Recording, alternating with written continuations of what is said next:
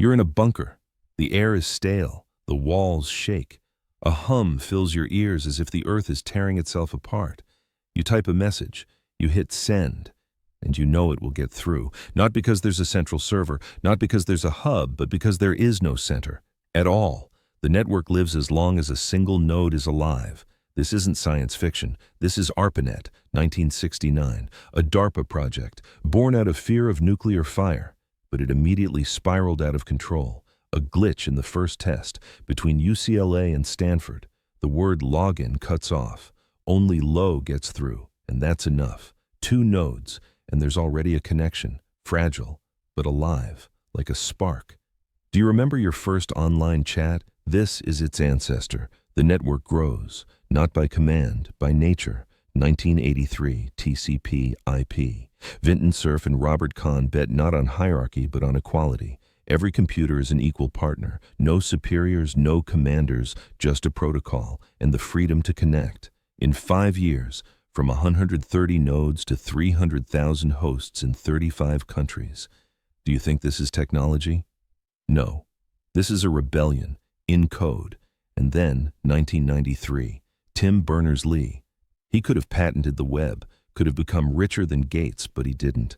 He opened the door and unleashed knowledge, the World Wide Web, not a military network, not a secret project, but a public square where anyone can speak. You are here now because he clicked publish, not lock.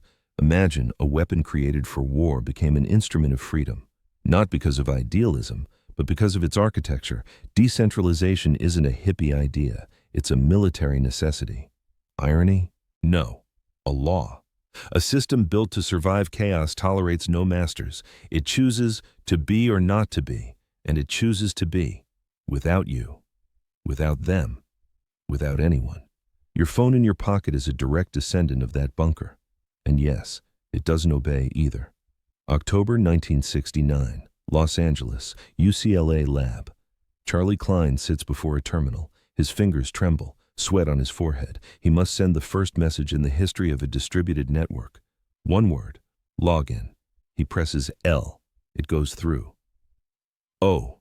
That goes through too. He presses G, and everything goes dark. The screen is black, silence, only the hum of fans, panic in his chest. But you know what? That was enough. 2 letters. Low. Like a greeting from the future, like a baby's first cry. The network flickered and stayed alive. Imagine you are a Pentagon general. You are building a network to command after a nuclear strike. You fear one thing, losing the center. So you order no center, not one. Only nodes, equal, independent. The message is cut into pieces. Each finds its own way. Road blown up, it'll take another. Server destroyed, it'll route around it. The network is like a body without a heart. Only nerves, only impulses. It doesn't die from one blow. It doesn't die at all. But then the most interesting part begins. The military wanted control. They got chaos. The network, designed for war, refused to obey orders. No center, no one to serve a warrant to, no main server, nothing to shut down. It just transmits, without asking, without morality, without loyalty. You can encrypt commands, but you can't stop a student from Norway from discussing Zen with a hacker from Tokyo. Because the network isn't a soldier. It doesn't pledge allegiance. Are your palms sweating? Good. Because it is precisely in this paradox that the essence of everything you hold in your hands today lies. A system created to preserve power ended up dispersing it itself, not because of a rebellion, not because of an idea, because of its architecture. Code doesn't lie. If it says all are equal, then all are equal, even a general, even a president, even you. But ARPANET remained closed off, like a safe with a secret. To break free, it needed a common language, not military jargon, not academic cipher, but something simple, universal, like an alphabet. And in 1983, 2 scientists, Vinton, Cerf, and Robert Kahn, threw a protocol into this network that changed everything. TCP/IP. It didn't command. It suggested, let's all speak the same way, and everyone agreed. In 5 years, from 130 nodes to 300,000, 35 countries, without permission, without orders, simply because it worked. Look at your phone. It doesn't ask for permission to connect. It just does it, Because it inherited the same logic, the same audacity, the same freedom, born in fear of nuclear fire. And yes, it doesn't obey either. Do you think the internet became free when the web appeared? No.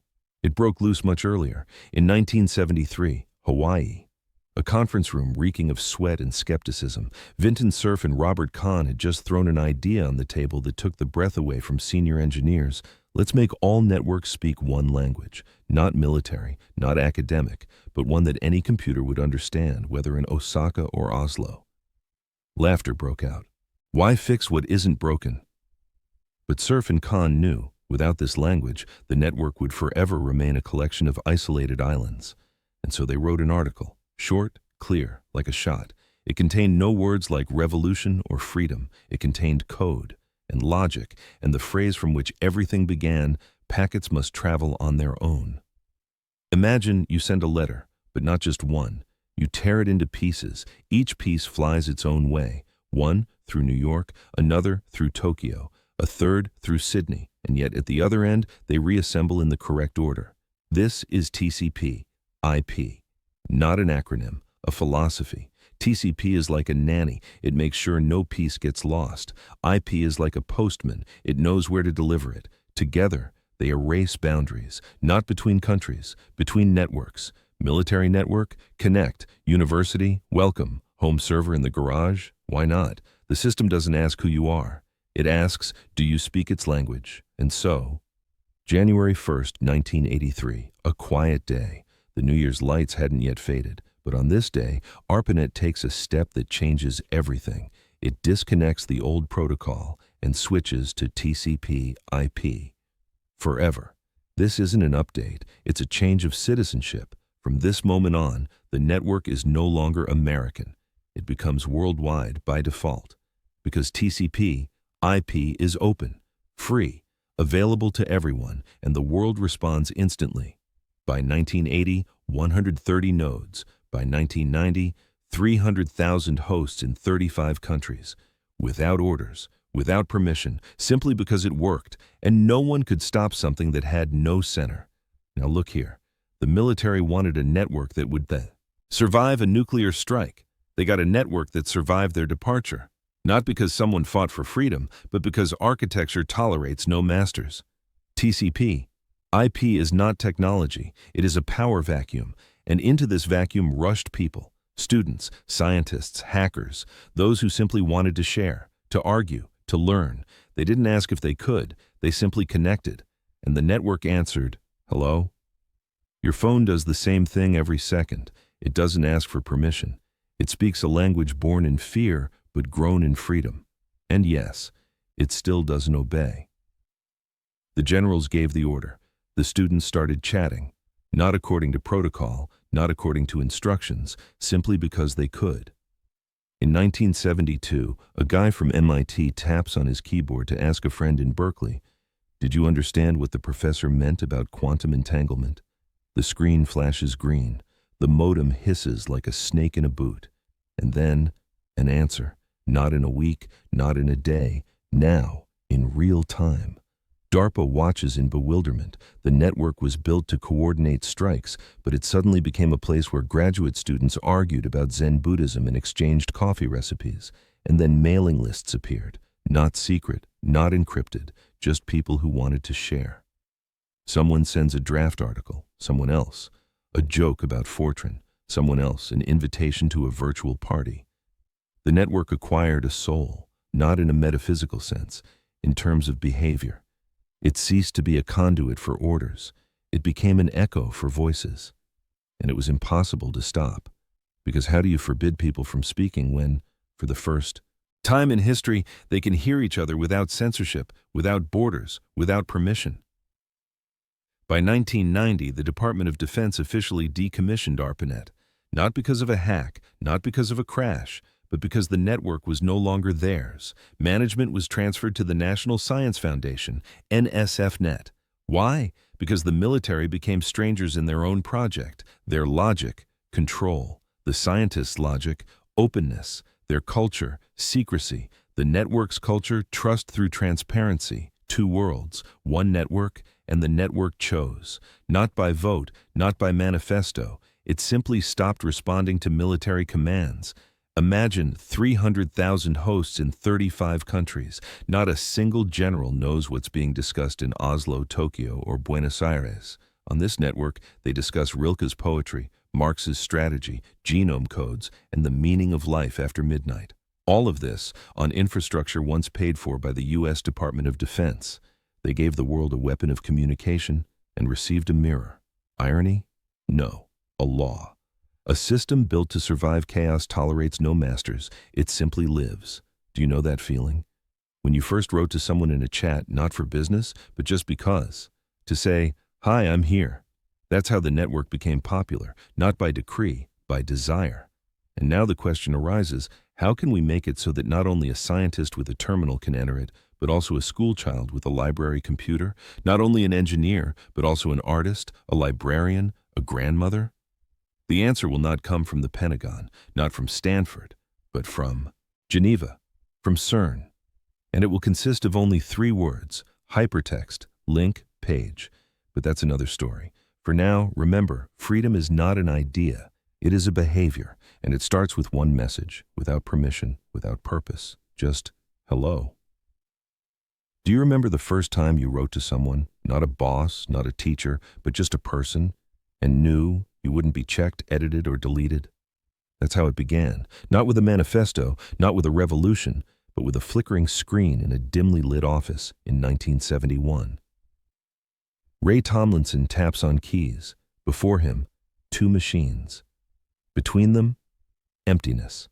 He enters text, selects a symbol, and sends. No one applauds. No one knows that a language without censorship has just been born. But within a year, ARPANET is buzzing with messages, not orders, not reports, but, "Hello, how are you? Here's the code, take a look. Hey, have you read about this article?" The network began to listen and respond. Are you familiar with the smell of old coffee mixed with the scent of hot electronics? Imagine you're in the MIT basement, the screen is green, the cursor blinks. You write, and your word flies across continents, asking no permission from borders, governments, generals. Email had no center.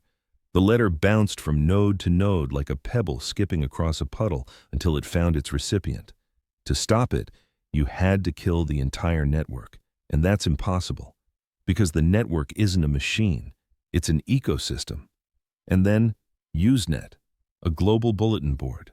Anyone could create a group, alta.rock, sci.physics, rec.cooking. The military built a network for war, but on it, they discussed Jimi Hendrix, Gödel's theorem, and yes, how to brew the perfect coffee. Every server copied everything and passed it on. No one controlled, no one deleted. To silence one voice, you'd have to silence everyone. And then the network would simply cease to be a network. Architecture doesn't lie. If you build a system that lives in chaos, it tolerates no masters, even those who paid the bill. Imagine, you are a dissident in Prague in '82. You cannot speak aloud, but you connect, you write, and your word appears in California, Oslo, Tokyo, not as a secret, but as a fact, like air. The network became a mirror, not of power, but of people, living, sinful, curious. And that's when the internet stopped being a tool. It became a space where power was born not from above, but from dialogue, from argument, from what if. But it was still a world for the initiated.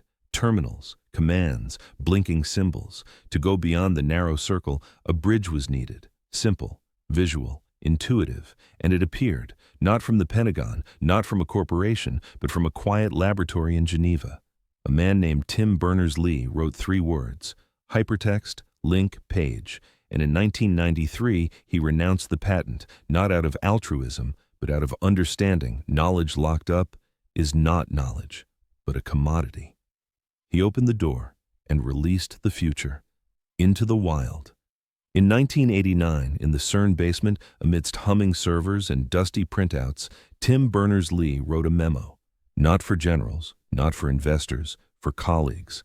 Information management, a proposal. In it, not a word about glory, only an idea to link documents with invisible threads. Oh, click. And you're in another text, a click and in another world. Back then, terminals only showed green text on a black background, but he saw color, movement, connections. He didn't ask for permission, he started building. Are you familiar with the feeling when everything around you seems disparate, files, notes, thoughts, and you dream of a thread that will gather everything? That's exactly what he created. 3 pillars.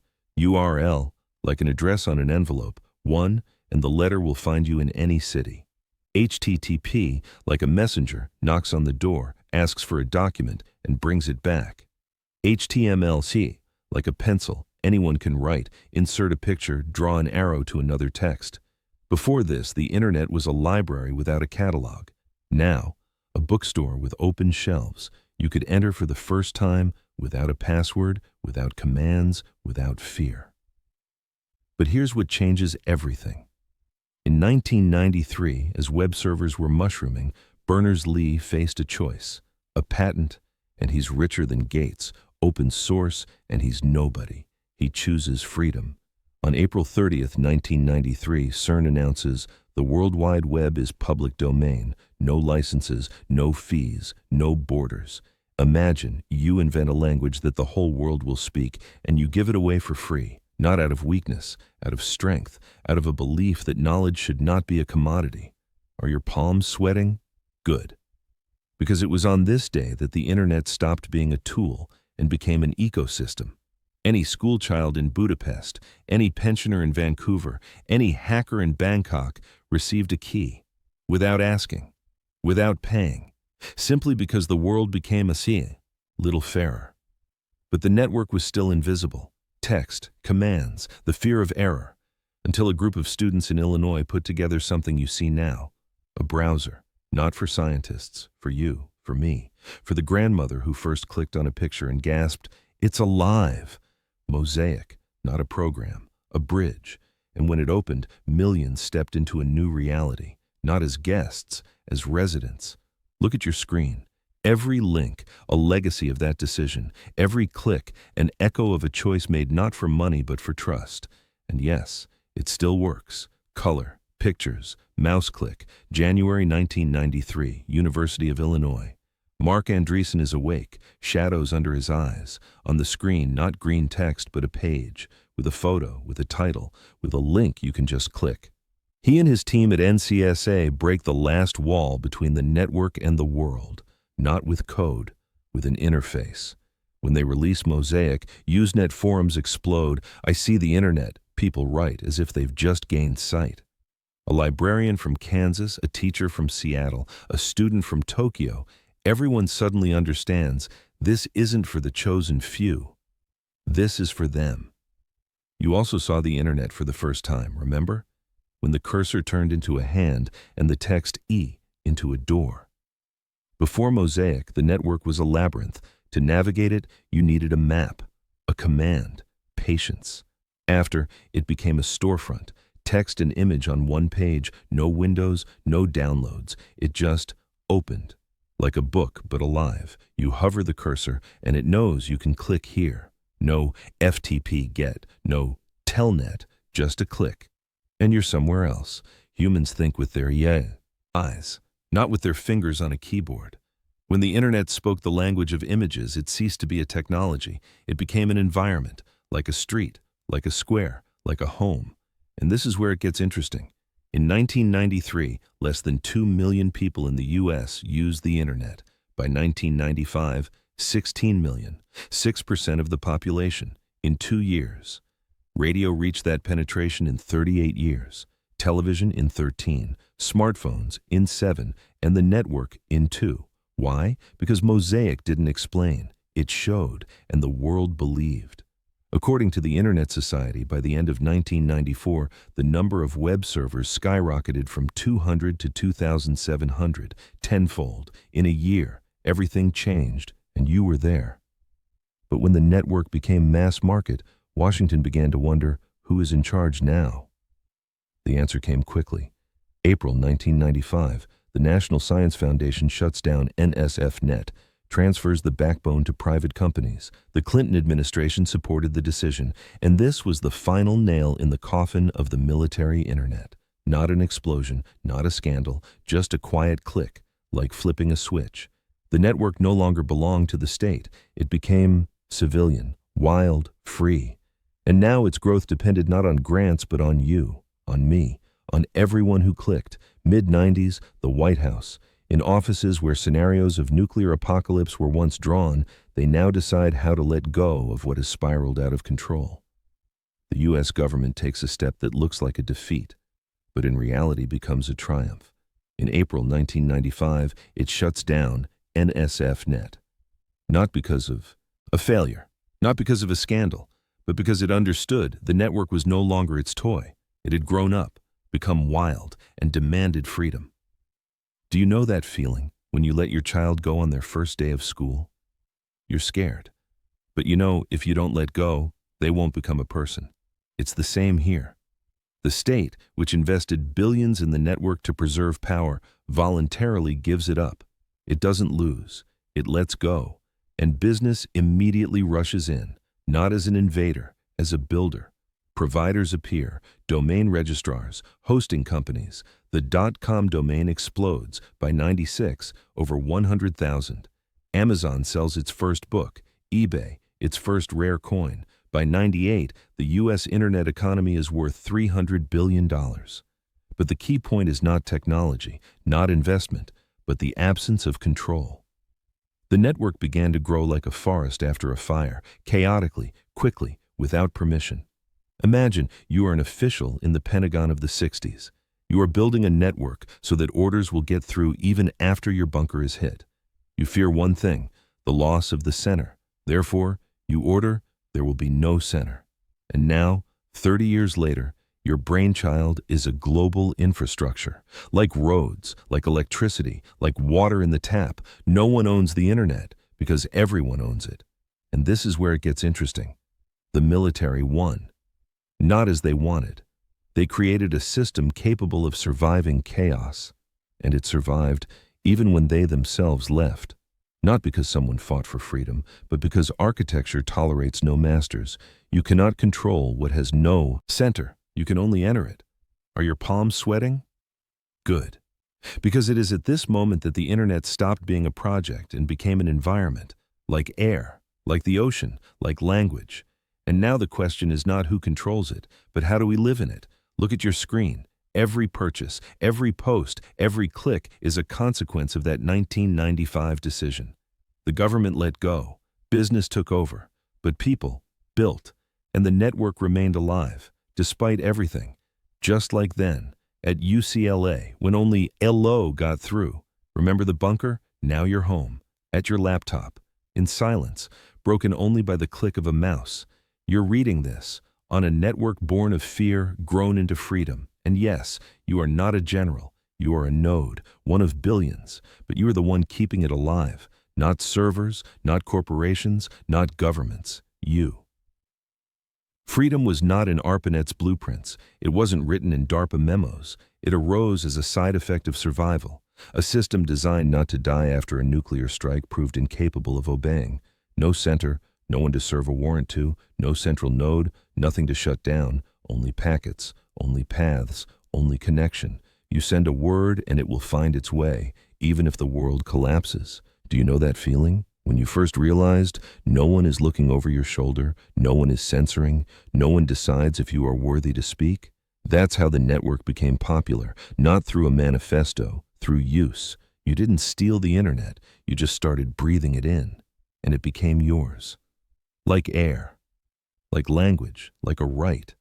But here's the question that still breaks. The minds of Pentagon engineers, can control be regained? Imagine you're trying to catch smoke with your hands. The network is like a flock of birds. Kill one, the others will fly away. Shut down one server, the message will go another way. Ban one link, it will pop up in 10 places. Architecture doesn't lie. If it says all are equal, then all are equal, even the one you wanted to silence.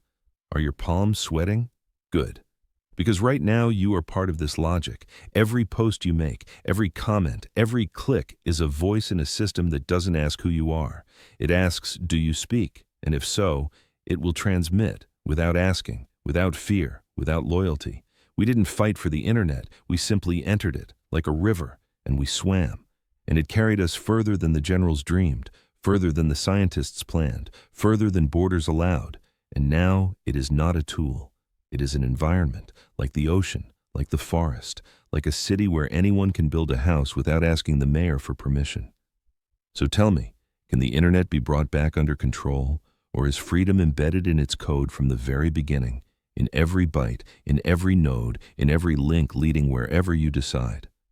Leave your answer. Not in the comments, not on Twitter, but here, in your head. Because that is the essence of the internet, not a monologue of power, but a dialogue between people. And this dialogue began with hello, and continues to this day, through you.